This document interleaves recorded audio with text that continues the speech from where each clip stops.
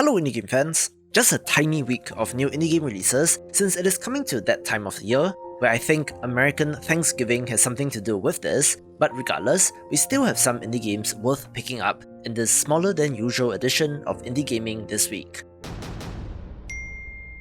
Let's begin with Deiland Pocket Planet, a cozy farming sim that looks wonderful, being set on a tiny planet and does have a vibe similar to that of The Little Prince and is set in the same universe as this developer's other game, Summer in Mara.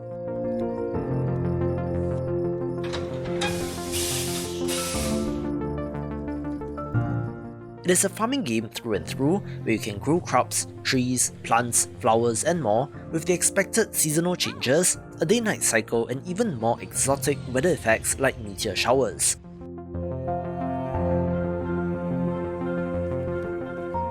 This is actually an enhanced re-release of a game from 2018, adding more content and revamping some art and music, where if you own the original on Steam, do check out the Steam announcements, since by submitting proof, you can get this enhanced release for free.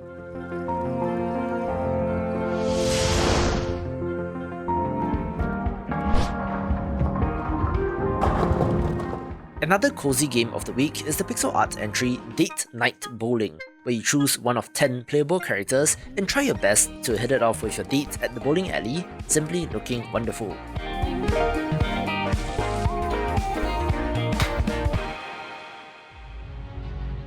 One of those crazy and wacky physics simulator titles like Goat Simulator is Deeeer Simulator, and after about 2 years in early access, is finally launching on 1.0 and will be out on consoles as well.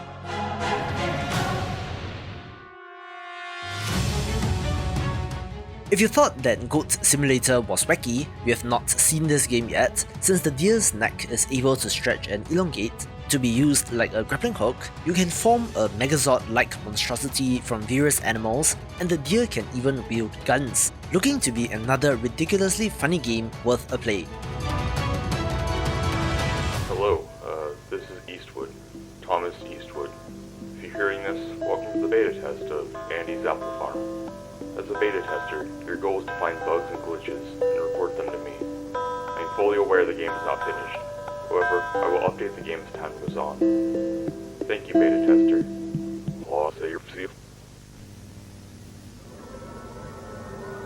Hi, I'm Andy the Apple. Welcome to my apple farm. An intentionally lo-fi title which is more than meets the eye is Andy's Apple Farm, a horror game that gives off a vibe similar to Five Nights at Freddy's, with a pretty creepily made trailer that is pretty good.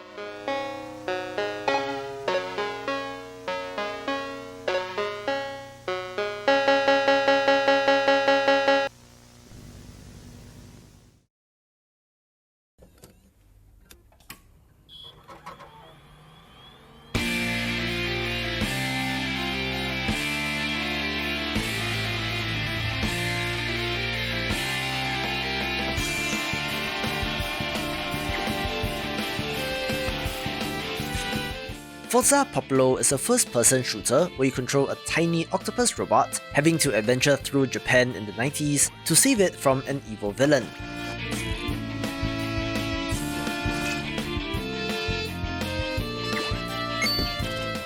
.9% of the world's population has vanished due to a mysterious explosion, but our little delivery robot protagonist did survive, having to recover memory cubes and to find a way to reverse what has happened.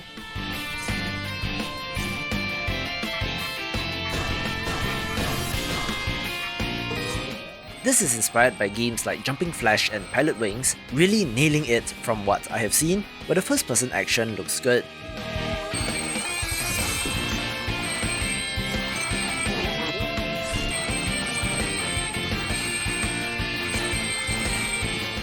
Additionally, the art style and colour scheme chosen is interesting as well, having some wonderful pastel colours, making this a title of interest in early access.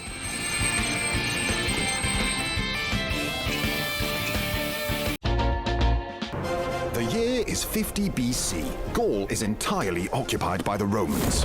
Well, not entirely. One small village of indomitable Gauls still holds out against the invaders. Just one bigger game this week with Asterix and Obelix Slap Them All, looking like a return to form for the classic comic book character, once again having to beat up some Romans. Our story begins in the forest, not far from the small village we know so well. Let's take advantage of this lovely day to go hunt some boars, Obelix. This is a French comic book series that dates back to the 1950s, having a bunch of games based on this property in the 90s, with this beat 'em up looking pretty good, and for more upcoming games in the genre, do watch the video linked above. On with the adventure! We're going to have fun! Let's clear the air!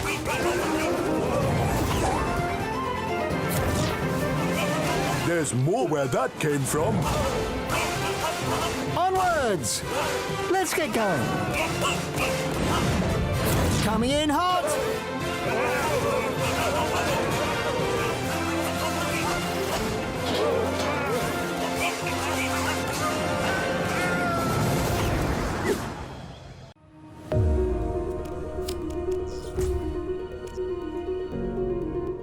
There really are just a few notable releases this week, so let's get straight on to the top 5 with Crash the Core, a roguelite deck builder in a science fantasy setting with good art and looks to be for fans of the genre.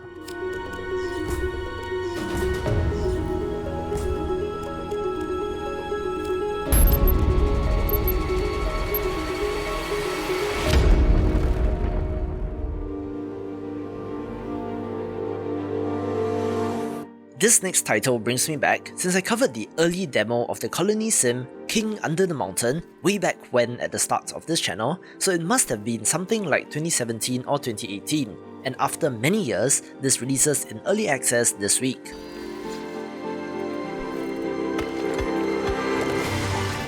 Fans of similar titles like RimWorld or Dwarf Fortress will be familiar with this, having you build and expand your colony from small village to a kingdom.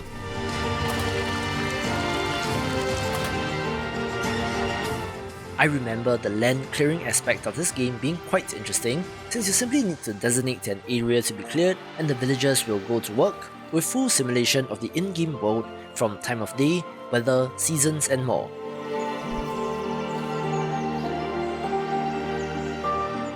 One notable aspect is that you can choose peaceful expansion without having to engage in combat, and due to having multiple playable races and factions, all of which have their own unique quirks and features, should provide plenty of variety. Needless to say, if you're a fan of this genre, be sure to pick it up, and even if you're not, I think this may be something to look into.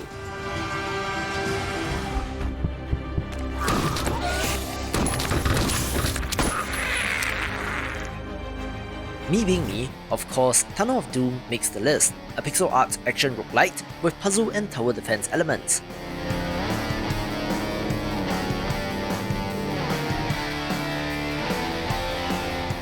Play as a woman, delving into the mines in search for her trapped husband, having to fend off monsters lurking in the dark.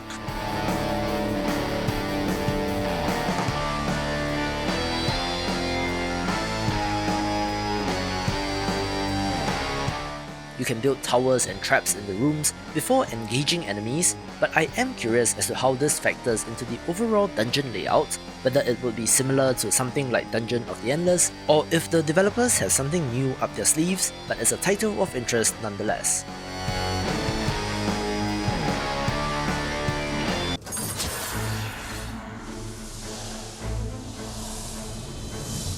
A no-brainer pick for the week is the PlayStation and Switch ports of Death's Door, an excellent Zelda-style action-adventure title following up from the PC and Xbox releases earlier this year. You play as a Crow Grim Reaper, thrust into an adventure where a soul that you were supposed to collect on was stolen away from you, having to fight your way through the lands and defeating giant bosses in order to do so. I'm sure that this will make many Game of the Year lists, so if you have not picked this up, it will be on all platforms, so no reason not to.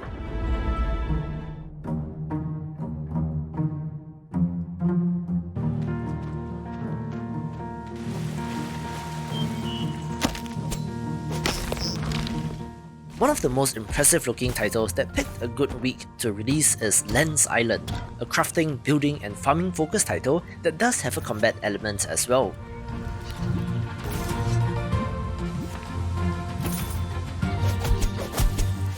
You find yourself on an island, wanting to build your own shelter in the wilderness, but can go into town and shop as required.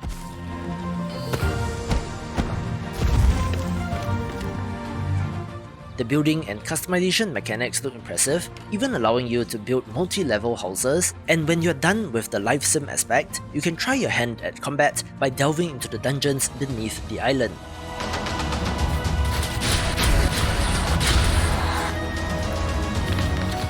The low poly look is great, with some impressive lighting as well, even if the monster designs are a little generic, but an interesting looking game overall, taking the #1 spot. For more action-adventure or farming games, watch these videos and I will see you after the jump.